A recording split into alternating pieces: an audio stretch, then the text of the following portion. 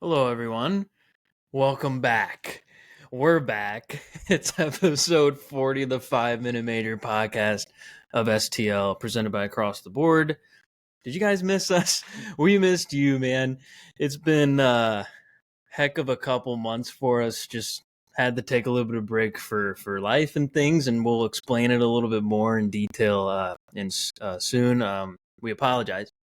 The Blues have been kind of active. The NHL has been going crazy with the Marner stuff, and but today we're talking strictly Blues. We're gonna catch up on our thoughts on everything from draft picks, off-season moves, trade rumors with Kyrou, as you all know, and more. Um, Josh, how are you doing? Good. Yeah, that's as you can see, another new background for the podcast for me. So the road is on the show and in another state. So just got settled up here in Iowa for a travel nurse contract. So all is good though. We were just talking. We got a hockey team right down the road, the Iowa Heartlanders. So Nice. all is good. It's gonna be a good time here. So hopefully here till November, December timeframe. Yeah. I've just been busy with work and stuff. And obviously, I wasn't gonna bug Josh when he's driving up to Canada and back, and then to Iowa. It's like too much going on. So, but yeah, we're all good. The Blues seem good. Um, Besides JK leaving, I wanted to mention the Yeah, farewell I real yeah. quick because this is top of my agenda. The voice of the Blues for so many people, like for the past obviously 20 years. He's been here for over 30 with his dad being here. His dad's name is in the rafters. Like, it's insane to think that Fox Sports / FanDuel, whatever, would just dump two of the best to ever do it. Yeah. I'm not sure. I mean, Stillman said like a nice message, and JK obviously sent his farewell, which was really nice and touched the heartstrings. We love you, JK. We love your family. Like, you're royalty here, bro. Like, yeah, you can come back anytime. You'll never have to buy a meal or a beer or whatever ever again. I It's just stinky, like it feels like we're kind of on the up and up with making moves and trying to make the team better, which obviously is great. And then like on the other side of things, the media world, it's just kind of like, why, Yeah, and um, it's 20 years. He's been here. yeah, So, but I will say I'm excited for Chris Kerber and Joey Vitale. of I do course. I do love those two, and I don't think we're trying to discredit those guys in this opportunity that No. they're getting. But also, like, I'm very interested to see how this is going to work. Yeah, usually simulcasting is not great. No. I know that Curbs and Joey are a little bit more like they kind of do the comedic relief on the radio. Mm-hmm. Obviously, you kind of have to. Just like in baseball, you tell your stories and stuff. It's gonna be a lot different now for them, so I'm sure they'll do fine. Love Yeah. seeing Pronger get on the team. Hate seeing Alexa gone. Like, it's kind of weird moves. I guess she's gonna focus on mostly baseball, or if she's even gonna be there at all next year. Like, we'll see. I guess the turnover in media kind of stinks, but JK like is just a heartbreaker. Hopefully he lands on his 2 feet somewhere. I suggested going up to NBC Chicago and being with Panger again Yeah. because that would be the best duo in hockey yet again for an original six team. So we'll see what happens. Yeah, farewell to JK. Good luck to Curbs and Joey. They're gonna be great. So Yeah, I think it just shows the media market is hard right now, especially for the TV industry. So, yeah, yeah. like, we've been spoiled here in St. Louis, and it's clear that it's going to be a change. And there's that petition going around. I don't know if you saw that to try I to get did him see that. rehired. So, T. Welsh um, posted one. I was like, he's probably going to get the whole city of St. Louis to sign yeah. So I'm it. interested to see how that goes because the Blues organization did great with the jerseys. Yeah. They Yes. did everything right, and then a month later you do this, which is like you had the fans really excited, you did great moves, and then you announced this, which is a little Just stinky. it's kind of and no great farewell for him. Like, I kind of hope he's brought back to do one more game. I'm thinking he's going to get his goodbye ceremony like opening day, opening game. Yeah. I mean, obviously, I don't think the Blues had a big part in it. I think FanDuel's just doing what they do, man. And they're not rich by any means. No, they're struggling to survive. It's just the way it is with local sports markets sometimes. So we'll see. You'd think a product that accepts all that gambling money would be able to pay somebody like $100,000 a year. Like I don't think he would be asking for too much or more at all. Like it's weird. And that's my thing. I figured maybe when they said he was leaving, I thought he was going to retire, and then same. Kerber would move into the role that he was doing, and then what's his name? Alex Ferrario would take over the radio. But looks like which I think he's still around, as he said on Twitter. It's just we'll see. I think everyone's just kind of filling in, and then it'll get dispersed a certain way. Yeah. They're going to test out this simulcast, and they're not going to like it, and they'll fix it. So we'll see. If it makes people mad, they'll figure out a way to fix it relatively quick. Yeah. Okay. That's the scoop to start. Let's get into the draft. What was it? Like 2 weeks? It wasn't even that long ago. 2 weeks ago? Feels a lot longer. 2 or 3 weeks ago. Yeah. The Blues said, with it. Me too. I'm very happy with it. We got 3 picks. We picked 3 solid players. One of them that's possibly got a chance to make the team, I think. So we'll start with him. Justin Carbonneau, drafted at 19. Picked the best player available, baby. And we did. And this he should have gone way earlier, in my opinion. I am truly surprised that he dropped as low as he did. Yeah. I think a lot of it goes back to the Q. The Q is the question mark. And I've always had this debate, which there have been great players that have come out of the Q, but the Q is an interesting league. Yeah. I think he's just a beast, bro. Like, you couldn't not take him. He was second in the league with points with 89, and he had 46 goals last year. He just committed to going back to the team, and I think they're stacked. So, I'll kind of supposedly their first line with him and the other 2 players are like insane.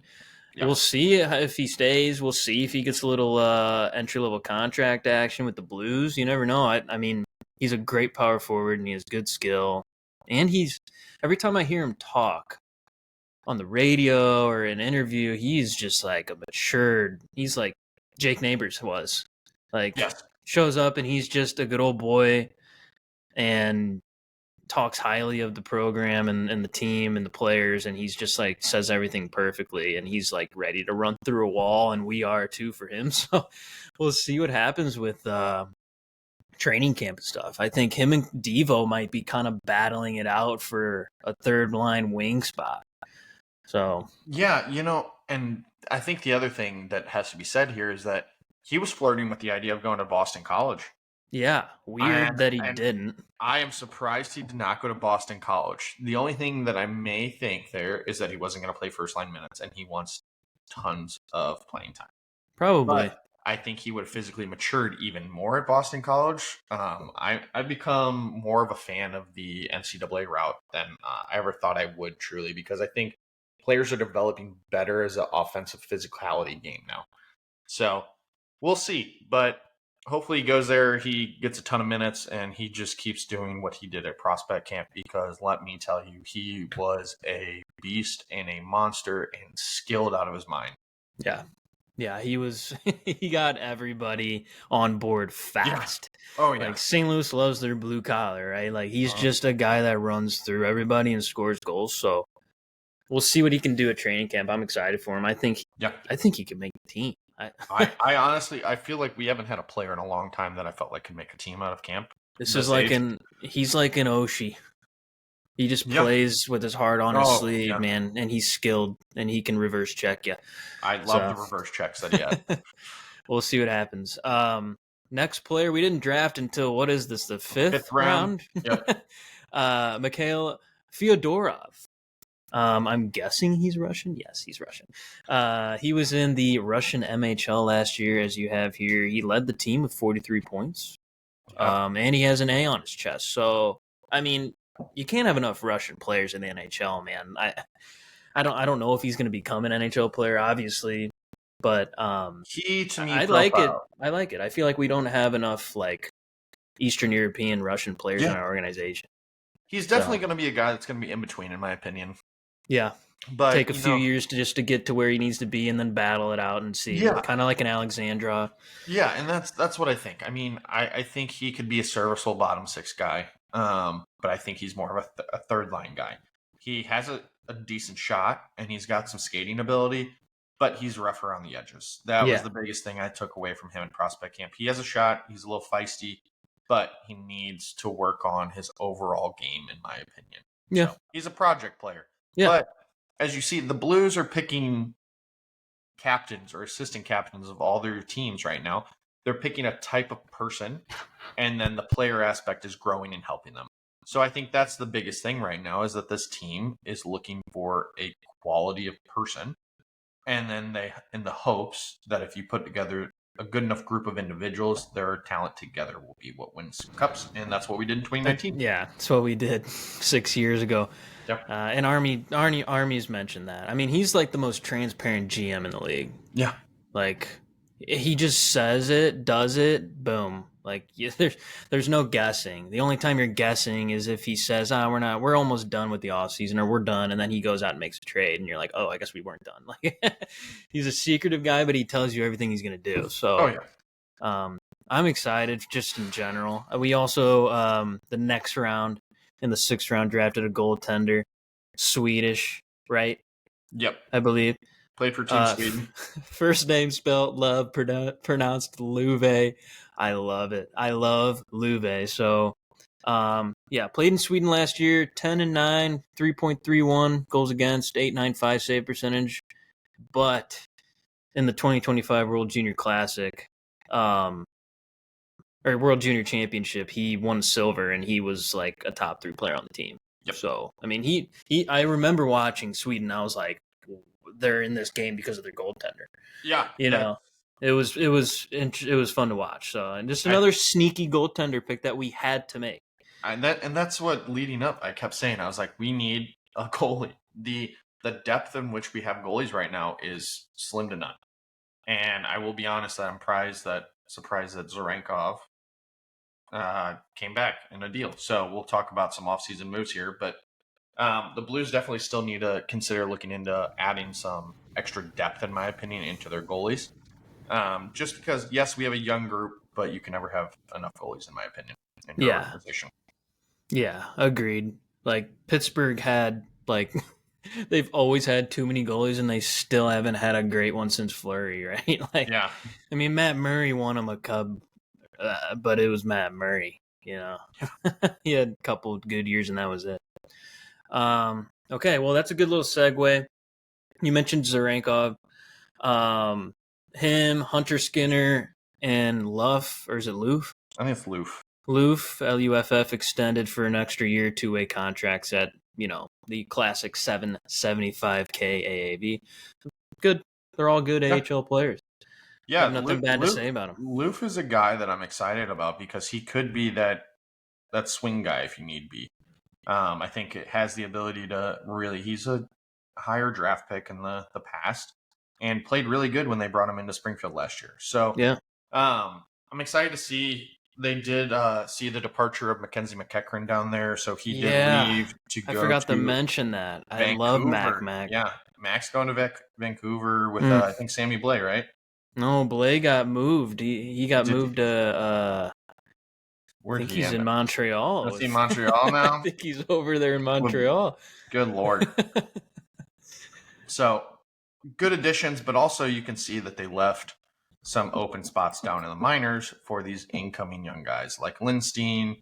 And I'm very excited for another season where you have Dvorsky, Stenberg, Lindstein, Stonsel, like all these guys that are going to be down there playing together. Right. And I want the young core playing together in the minors. Yes, 100%. Yeah.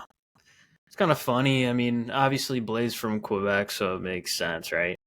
Yeah. I mean, but he's been he's such a good player, dude. Yeah, seriously.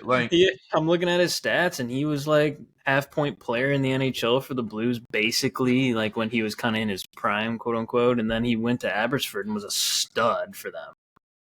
40 points in 51 games, 19 points in 23 in the playoffs. He had 77 penalty minutes in the playoffs. That's It's insane. insane. But he ended up winning a championship, so good for him. He's got 2 trophies now. Wow. Oh man. Yeah, I'm excited for the guys in the minors too. I think Lindstein's gonna be the real deal, man. I'm excited for him to come up and play in the NHL when the time comes. Yeah, I mean, shout out Mike Meyer. We were talking at the camp. We went to camp a couple days together for prospect camp, and just the mentality that you're seeing from these European players, especially the Swedish players, they have the pro mentality before they even show up. Yeah, And I'm excited to see them how they carry themselves because in my opinion, I think Lindstein could battle it out with Kessel for that spot. I this think year. Yeah, I really do. I think he is going to be a guy that Blues fans need to keep an eye on. And I'm interested to see how this goes. I really don't think Tucker deserves to come out of lineup.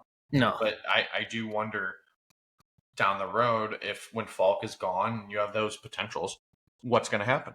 Yeah. Yeah. So Tucker might have to, unfortunately, be the odd man out because he might just not be the guy. And I mean, you can always trade him for some assets because he's definitely a solid player. Like Utah would love Tucker. Oh, yeah. They're so tiny, they need grit. So they would love Tucker.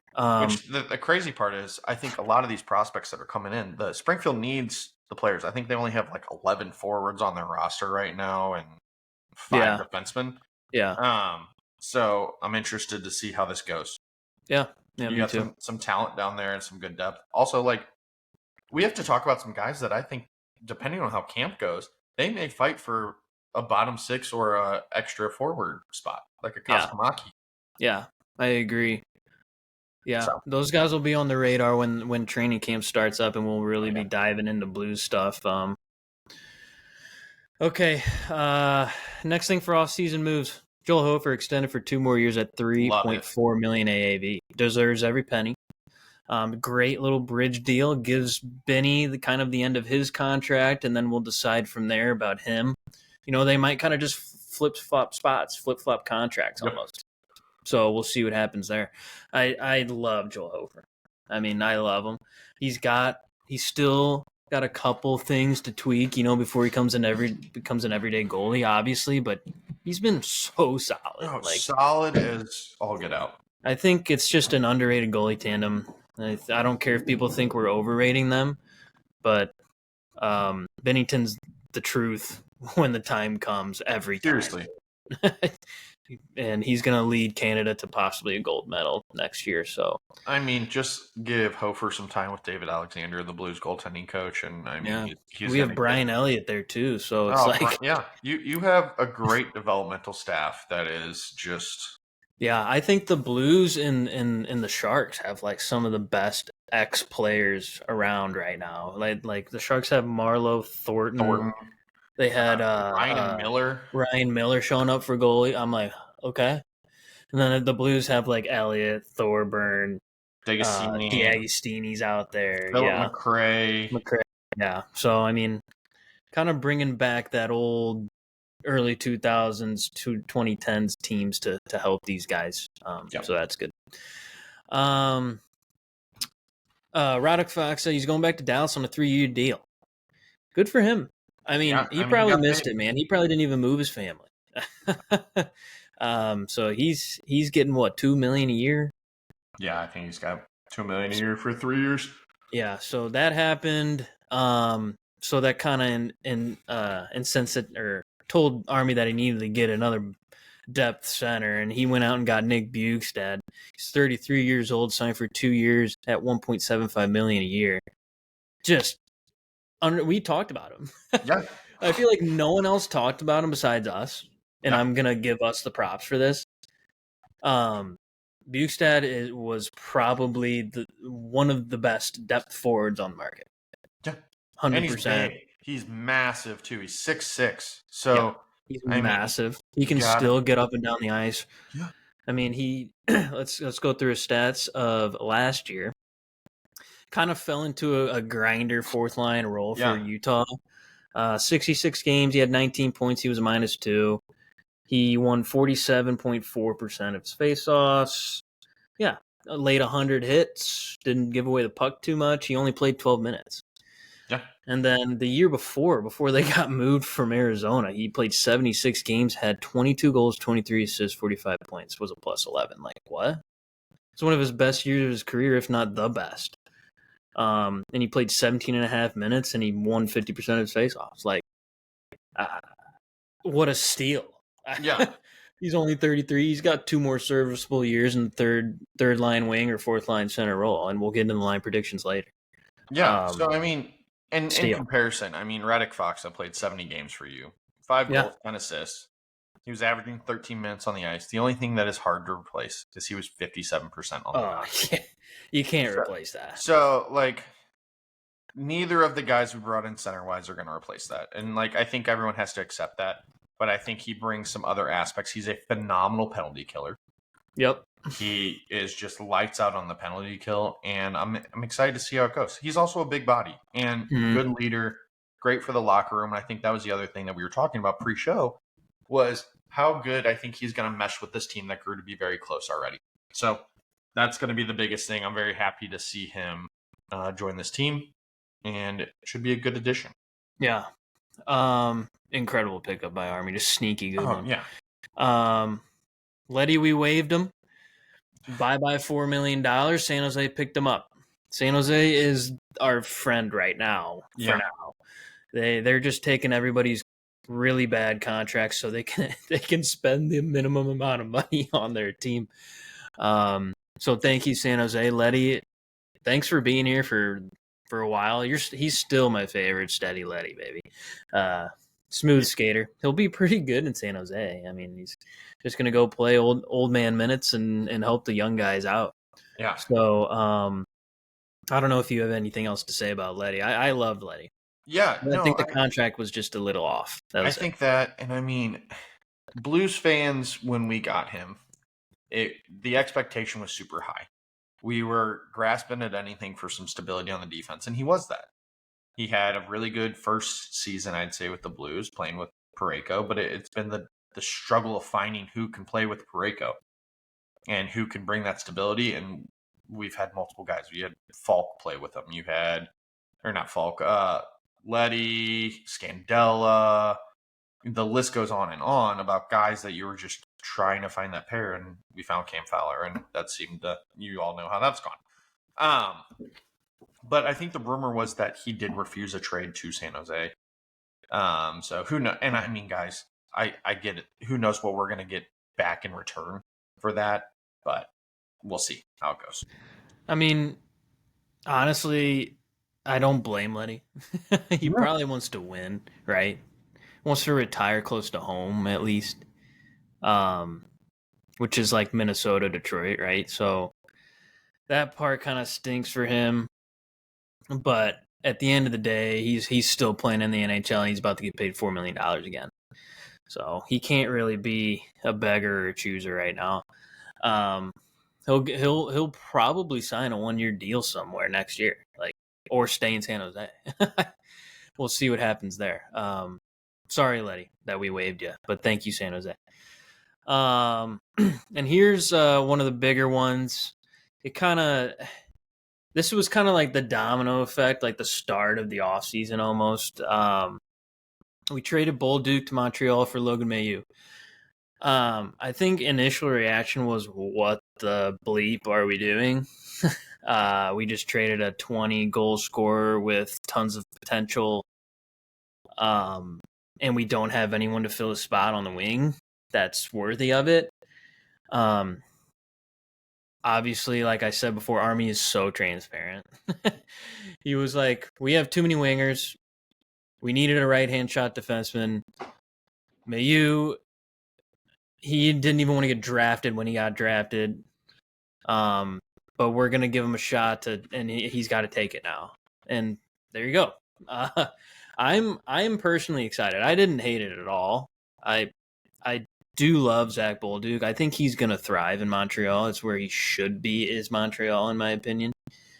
I have this weird inkling that Armstrong's going to do it again. He's going to find this guy in the rough, and Mailloux's going to be our second right-hand defenseman to play with Broberg for 12 years. I just have a feeling that it's going to work out somehow. Yeah, no, I We'll agree see. with you. I really think the fans that are mad, I want to just preface this for you guys. Where do you find a right-handed shot defenseman in the league? You don't find them often. Like, And we're not going to trade for Eric Carlson because No. Dubas is going to want 75 picks. So yeah, and here's the thing, like, right-handed shot defensemen in the modern day NHL are like the diamond in the rough always. They're you have Clark that's in LA, out of guys that needed opportunities, but what was it going to cost to get some of these guys? You were going to send multiple picks. You're going to send Jake Neighbors. You're going to send Bolduc. It was just going to be the foundation of your pick in which you were trying to get them. Mayu, yes, we had to send a 19 goal scoring young forward that could potentially be a 30 goal scorer. Yes, I get that. But and he plays heavy. And he does play heavy. Yeah. But, like, here's the thing. You have so many wingers on this roster. You have so many wingers that you have continued to draft. You drafted Carbonneau, who is also another winger. So let's be honest. Some guys were going to become in the shuffle. They weren't going to have a spot. And I'm not saying Bolduc wasn't going to have a spot, but I really think that Bolduc truly was in a hard spot because I think they like Snuggerud more than Bolduc. And you saw that with the lineups. You saw Snuggerud was given immediate opportunities in the top 6. And Bolduc made some stupid mistakes in the playoffs. And then even at the end of the season press conference, Doug Armstrong literally goes, he is on a very short leash this next season. And looking back, I was like, I thought they would give him a little more leeway, but no, he's an NHL player. You got to figure it out or you're gone. And they were able to send him to a Montreal team that is going to be a very good team. And I think he's going to have an opportunity to really compete there. And I think he's going to be in their top 6, in my opinion. I don't see how he isn't. But Mayu's going to be a guy that will move up this lineup and will be a steady piece. And also, you're not having to pay him a crazy amount of money either. That's the other thing. He's got to prove it a couple of years before you have to give him a real big check. So he could sign a bridge deal where he's making 2 years, 3 years at $4.5 million, $3.5 million if he has a couple good seasons here. And then you're talking the 7 by 8 or whatever we're looking at that point. And who knows what it's going to be. But he also seems like he's owned his past. He accepts that he had a mistake and he was a young teenager that was stupid. And now he's coming here to play hockey, and he's played really well down in the AHL. So I'm excited to see, and it's a guy that can run your power play. It's a guy that can run your power play for the future, and he's big. We're not doing this 5'11", 5'8", 5'9", small defenseman mentality. That style does not win in the playoffs. I'm sorry. So get the big boys, build the trees in the back, and we'll figure it out from there. And I think he's going to develop and grow into a great player. Yeah. Army said you got to build from defense and goalie up. And we already have a goalie. We had 2. So he's ready to get big again. And this is a step in the right direction. Bolduc is going to play second line. He's going to score 20 goals. It's inevitable.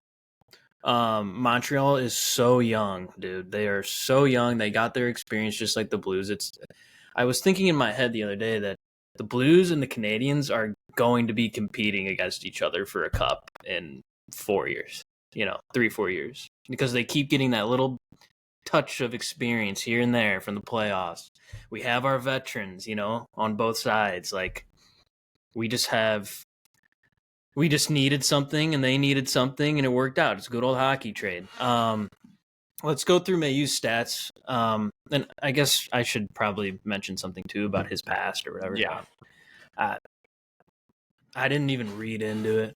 Yeah. I didn't even ask about it. If there isn't anything big that happened with it, then yes, put it in the past. You were young. Let's go play hockey. Like, if anything, he's matured from it. You know, like, he's ready to do what he has to do. He was already matured when it happened, too. He had asked to not get drafted. Yeah, and that's the thing. And we're not sitting here condoning what he did. That's not what we're saying at all. We don't even need to, explain it, And that's the thing. Like, he owned it. he's developed, he's grown, and he's moved on from it. And that's what we're trying to do here too. Give him a fresh start. He's in St. Louis. Let's take him in. Let's see how he is. And I think the interview with him, also another guy that really talks well.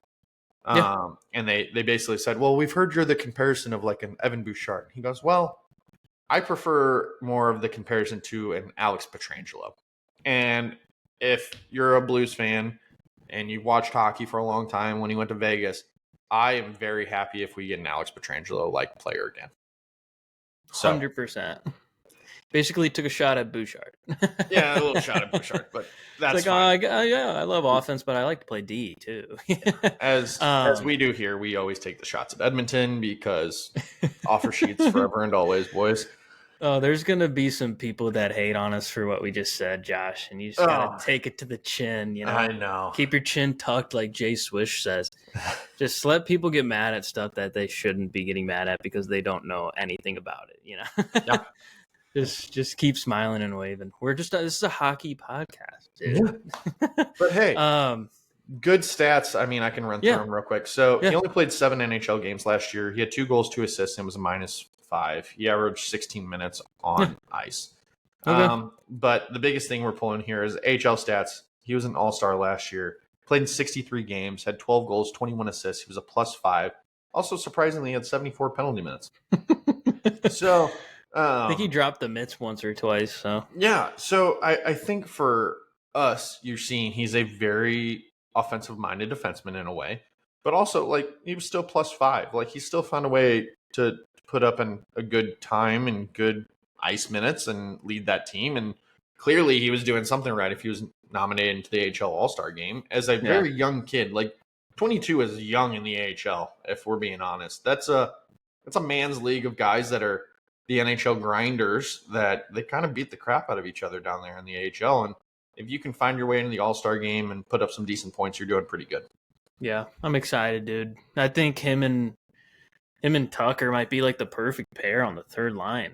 Like, they might actually be really, really good together. We'll see what happens, of course, with training camp when we get to that point. Okay, finally our big one. Well, I guess our second biggest, I don't know. Anyway, another big one from Army.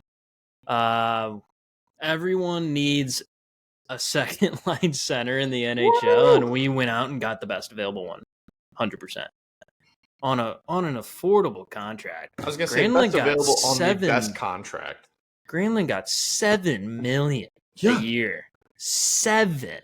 Okay, this is where he deserves it, right? He's a beast, like stud, probably the best available.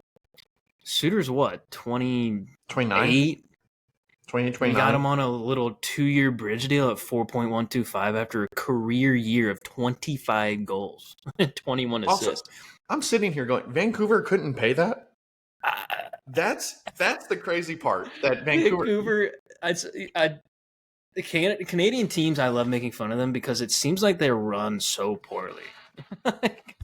Besides Montreal, who's actually like going out and doing things. I was gonna say Montreal's run pretty solid, man. I feel like Ottawa's okay. Like, I feel like the other teams are just it's so funny to watch them. They did bring back Brock Besser, but then they gave Demko like $8 million. I was like, whoa, he's gonna get hurt.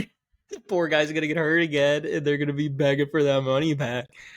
Oh man! How long you're right. Hughes is traded out of Vancouver, man. New Jersey might be Stanley Cup contenders, like I said last year. Yeah, no, crazy deal. And I didn't think I got worried there after we traded for Mayu, we signed Bustad, and I was like, oh crap, we're just gonna run it back with this group, and we're not gonna add a center, which we needed desperately. And then finally, the rumor like Suter signed, and they didn't have a team, and I was like, he's going St. Louis. Mike texted me, he's like, it's happening, and I was like, I don't know. And it ended up working out well. So I love it. Played 81 games last year. And I mean, he really stepped up after JT Miller got traded and did everything and anything for this team. And like, I'll be honest, guys, like, he's not flashy at all. He's not really fast either. But he does the little things right, and he's good in his own zone. So I'd rather have a solid, steady, medium-paced, good in his own zone, playing with a Holloway and Kyrou potentially. Like, I feel great about that situation, in my opinion. Yeah, 100% true. And he was an even strength beast. He had like 2 special team points. The rest were all even strength, and then he kills penalties so well, dude. So he's him and Bukestad are like the perfect mix of player to kind of fill in for losing a Foxa. You get way more offensive production from them, and together they can win the face-off. And Sonny gets thrown in, and Yeah, I mean, we now have center depth. We can mess around and with. that's We can the move. thing. We can move Shen to the wing. We can do whatever we want now. And that's the thing. You can't sit here and say that maybe he does this 2-year deal. He loves it in St. Louis because that's what we seem to do with players. He extends again. You can move Shen to a wing where he can stay healthy as he gets older. And Suter moves into a perfect third-line center or second-line center until Dvorsky's ready, or we acquire someone that can help in that situation. Or we just sign McDavid as a free agent and we just go on from there. Yeah, that'd be a game changer, man. He would never. He wants to stay in Canada, I think. No, he's gonna leave. He'll leave at some point. I think there's no way that McDavid. We're getting off topic. I just want to say there's no way McDavid does it dirty to Edmonton though. He'll be like, all right, I'm out, trade me. I think. Before he's just like gonna ride the season out and just be like, I'm gone. Yeah. That would be so bad, As to we do talk that to about Draisaitl too. Our rumors around the league, we can kind of segue into the St. Louis Blues trade rumors that have been swirling, mainly revolving for around about 2 3 players. weeks now. Just people just say whatever they want. Frank Saravalli, bro, get your head on straight. Driving me nuts, man, because and then he keeps just retweeting the same thing that we've been hearing for 3 weeks, and yet nothing has happened, guys. So Jordan Kyrou is who we're referring to. The rumors continuously Montreal, Seattle, and Buffalo. It's past July 1st, folks, so he can reject any trade from this point on. So he has a full no trade clause. I'm sorry. He's not going to wait to go to Buffalo, if we're all being honest. I'd be amazed. It'd have to be a 3-way trade like we've talked about. Seattle is in shambles. As much as I would love to ship him to Seattle for a Jared McCann and some other pieces. Matty Beniers. And Matty Beniers, or Matty Beniers for Kyrou and some other thing. Not happening. And clearly the Montreal thing didn't work out because it was originally a package for Mailloux built around Kyrou, Bolduc, and other pieces coming back from the land of the Canadians. And we looked at that roster night and day, and there was nothing we wanted. Nothing. Like, there is nothing on that current NHL roster that was like, oh, yeah, this will fix us. No. I'll take Cole Caulfield. Yeah, I mean, Cole Caulfield. Well, of the pieces. Or Nick Suzuki. Let me rephrase that. There was nothing that we thought that they would be willing to part with for us in what we thought we would get in return. Right. They had no leverage in the deal. No. Yeah. So we got Mailloux. I'm happy. Clearly, there were pieces going on all the way through the draft and the talks that they were kind of having. But let's be honest. I just don't see him getting traded. I really thought there's no way going to happen. It was happening before July 1st. And it was going to be for a haul. But like Mike was going to lose his mind if we traded him. I was ready to ship him out for some other pieces to help this team. But I like what we did. Yeah, it just doesn't make sense to me. Armstrong's too smart. It would have had to been a fleece job. Like getting I don't know, another 40 goal scorer. Like, it would have had to been like the Marner sign and trade ordeal. Like, if Toronto was like, oh yeah, we'll take Kyrou, you can just take Marner, I'd be like, yeah, sure, dude. Like, I would have passed on Marner though. I have other guys. I mean, as much as I talk junk on Marner, like, he'd be fantastic. I would have loved a Nylander. Yeah, now that's what I mean? That would have been great in that deal. Or like a John Tavares and someone else on that team that you signed a deal with Tavares. But also, talk about a guy that signed a long deal with the team. Good for Tavares. Yeah. So good for Toronto for actually doing it. Like, I feel like they They kind of stood steady and are probably the second best team in the East. Probably. Maybe Carolina, though.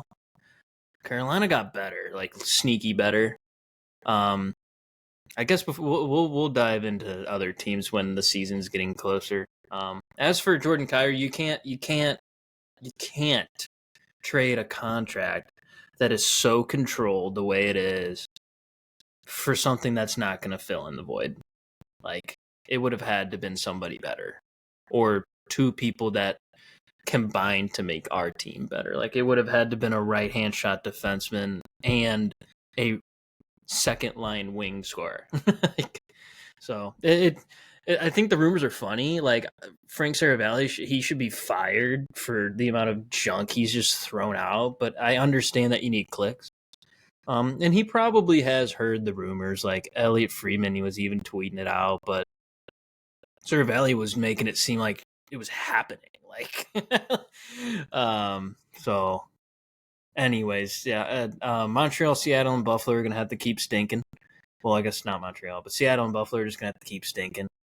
I guess speaking of Buffalo, the other trade rumor that kind of involved the Blues was Bo Byram. At the beginning, I was like, yeah, great. Like, solid piece, can play the right side, really young. You can sign him to like a bridge deal if you do a sign and trade or something. And then as the days went on, I was like, he's too small. He wants too much money. He still needs to prove himself. He's not that great defensively.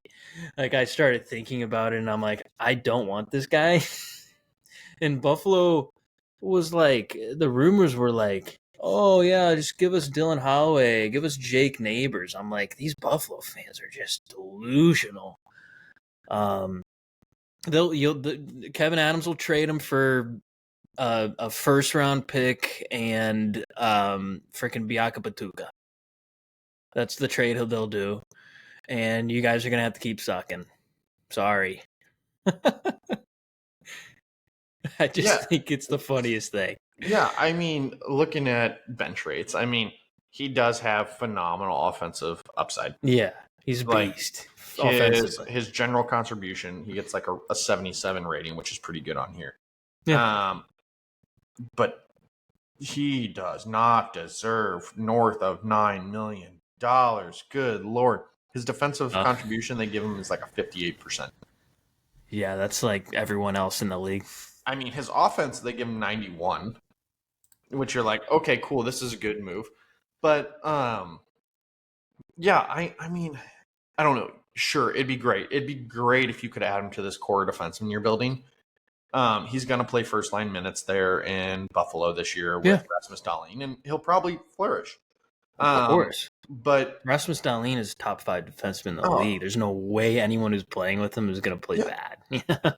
Oh, and here's the other thing, guys. He was a top draft pick, Byram was. He was traded to Buffalo for Casey Milstat, I believe.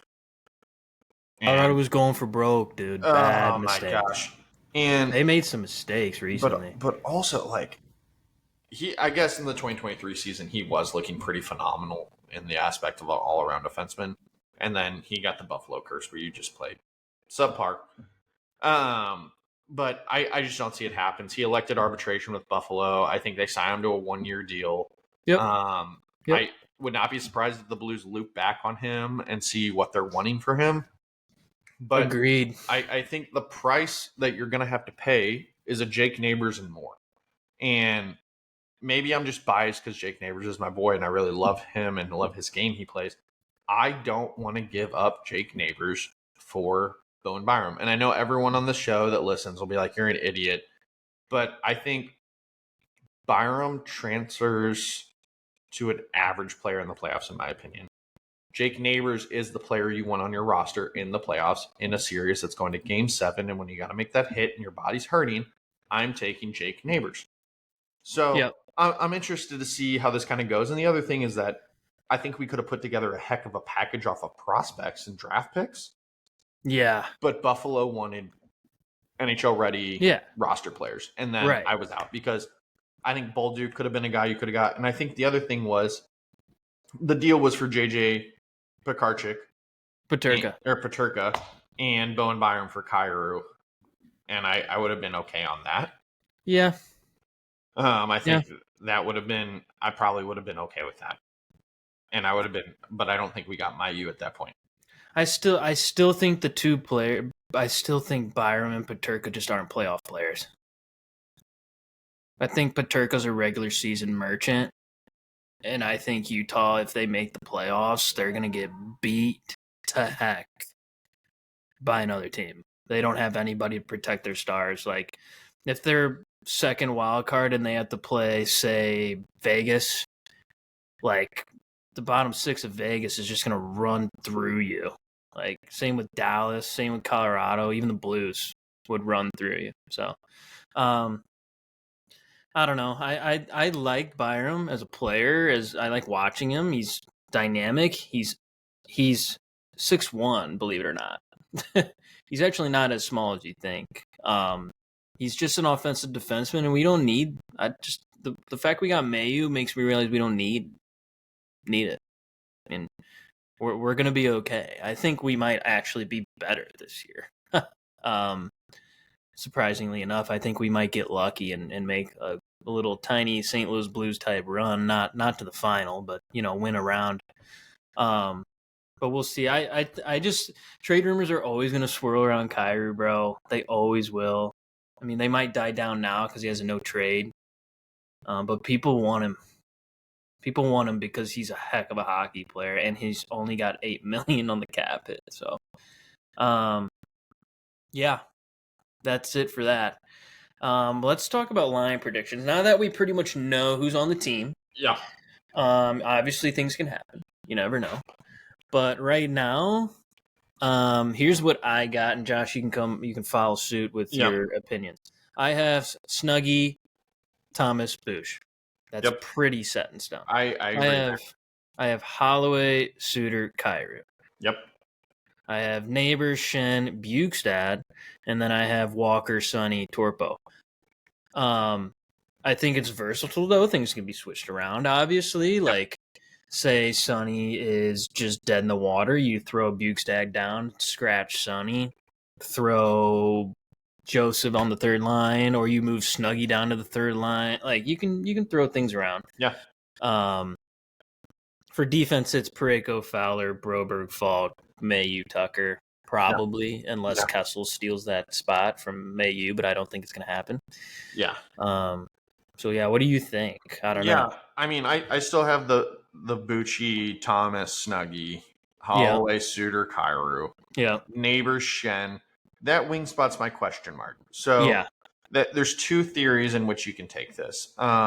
You can play Sonny on the wing on the third line, which I think would be a very good line in my opinion. And then Bukestad is playing with Torpo and Walker, which I think is a gritty line. Yeah. The other thing is Bukestad on the fourth a lot, honestly. Bukestad would be great on the fourth.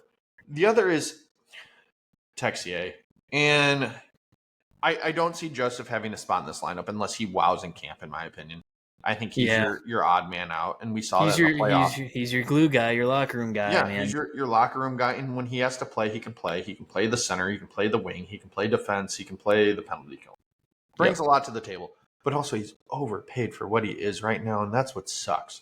If he was on more of a team-friendly deal, I'd feel a lot better about him, but he's just not. Unfortunately, So, Sonny, I think if you play him on the wing, he can play a full season and he stays healthy. But Sonny could be your odd man out, though. But I think he's loved by this coaching staff, and we love him here in St. Louis because he's the most hometown guy ever. Yeah, married to St. Louis girl. Yeah, and he plays for the team on the front of the jersey. Yeah. He could care less about his name on the back. Yeah. So I'm interested to see how that all plays out. I think you have flexibility. I think Texier, if you're trying to build the pairs where you have a guy that can play defense, you have a guy that'll go to the corners and a Jake Neighbors, and then you have a scorer in Texier, that third line could be really good with the Texier on it. I agree. But he couldn't stay healthy. He was either sick last year or hurt. It was sick weird. And hurt, or just one of the two. And it was I don't know if this is going to pan out. And clearly Doug Armstrong's team saw something in him that they were willing to trade for him. And so we'll see. It's going to come down to camp. The other thing is you could be dazzled by some prospects, a Kaskamaki, a Carbonneau, a Dvorsky. We didn't talk about Dvorsky either. Is he going to go to the minors, or is he going to come up and play the wing this year? Because you could play Dvorsky third line with Neighbors and Shen. He learns to play a physical mentality. He learns to work in the corners, and he could be that guy that just has to shoot the puck. Yep. Which is good for him. So there's a lot of opportunities here. Like you said, defense is going to be Fowler with Parayko. You're going to have Broberg with Falk to start the season, and then Tucker with Logan Mailloux. I do see Mailloux moving up where Falk is at some point throughout this season. And we'll see. I know a lot of people are like ready to trade Falk, and I am in that camp in a way as well. But he can play heavy minutes. He's a good leadership guy, and he can teach the young guys. Yeah. He can still play the power play as much as we don't like it, but he has versatility.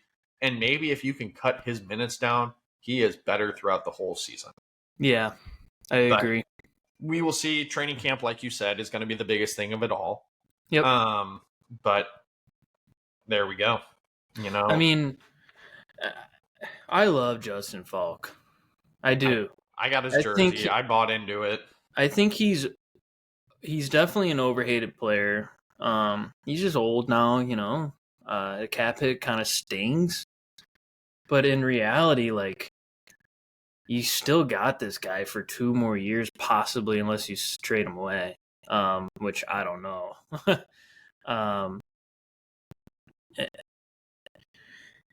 Like you said, he's just a great vet to have around. Like, I think people love him. I think the team loves him. Like, I can't see them being happy if he gets shipped out, unless Armstrong's like, all right, it's time.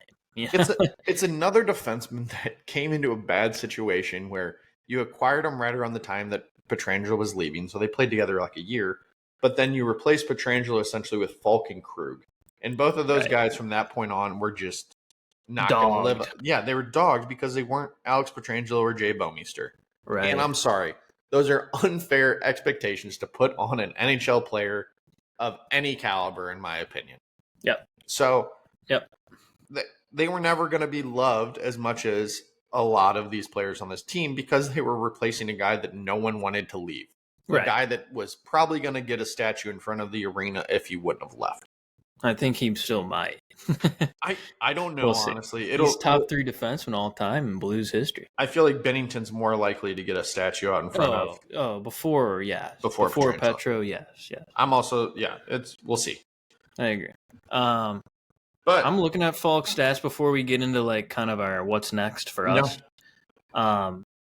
Falk had his best year 3 years ago for the Blues with 50 points. And the year before that, he was 47 points plus 41 and had Norris Trophy votes. So, I mean, he took a little dip ski. I mean, he's still like almost a half point per game player, which is crazy. He's just not as solid defensively. I think if you dock him down to the 20 minutes a night role, for sure, I think that's prime time for him. But it kind of sucks because then Broberg might be losing some minutes on ice if they play together. So maybe I think it'll be interested to see, because if you could get Falk to the like 17, 18 minute time frame, bump up Mailloux and Tucker, and still give the extra bonus minutes to Broberg, I think you may see a different player because he stays healthy the full season. Yeah. But I think the biggest thing is they have to share the wealth this season, because Parayko does not need to be playing 29 minutes. Yeah.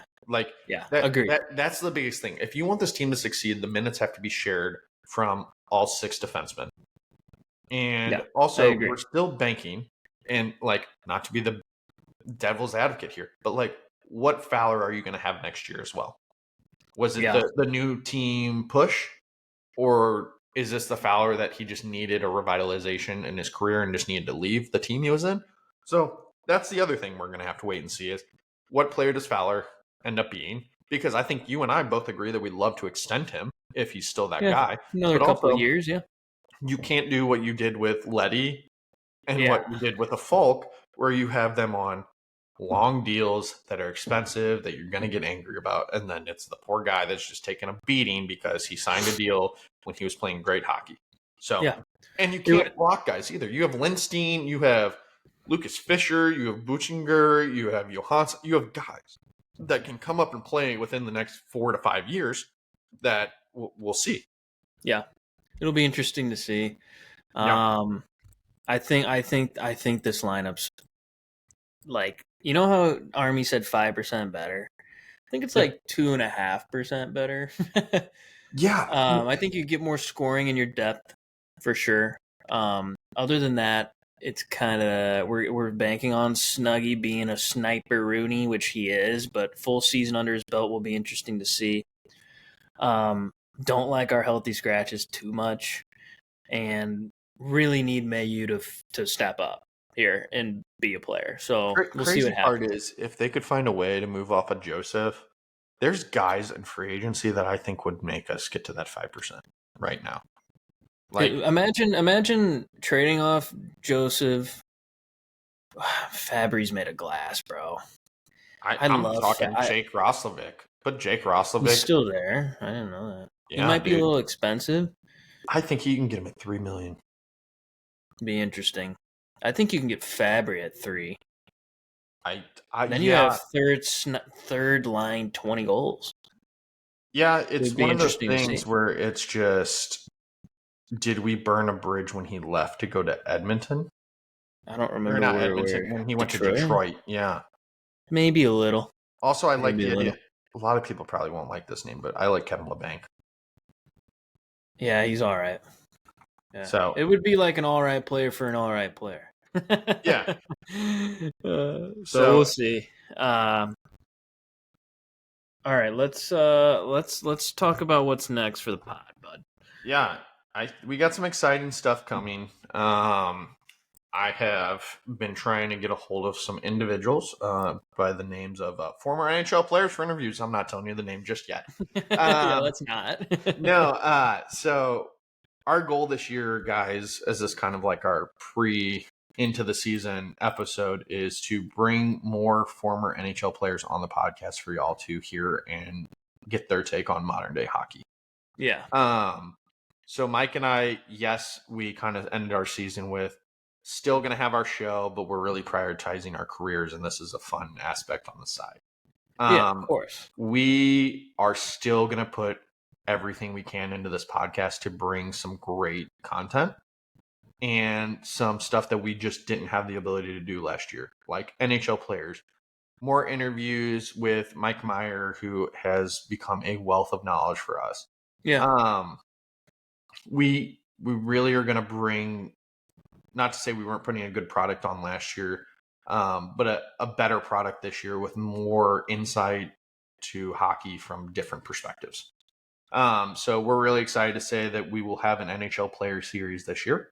So that'll be really exciting. And then we'll keep churning out episodes as much as we can. And, you know, for us, this is always just a fun aspect that Mike and I are getting to talk and hang out and just catch up. So anything else above that is just a plus for us, and hopefully y'all are enjoying the ride with us. And as always, just share and like and spread the word, because we're just continuing to try to grow and meet new people and keep going from there. Yeah, this is about just making connections, talking about hockey, having a good time. Obviously, if things somehow drop a nuclear bomb on us and this is like life now, then heck yeah, right? But we unfortunately don't have like all the time in the world to put our effort into it, like besides churning out what we do and trying to make it as quality and talking to people, you know, like the interviews are enough for us to be happy, right? Like talking to Tom Calhoun was awesome, and like wealth of knowledge.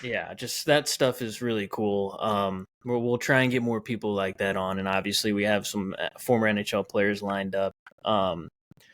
So you'll hear from us soon. Our schedule's kind of up in the air. It's summertime. Not much to talk about.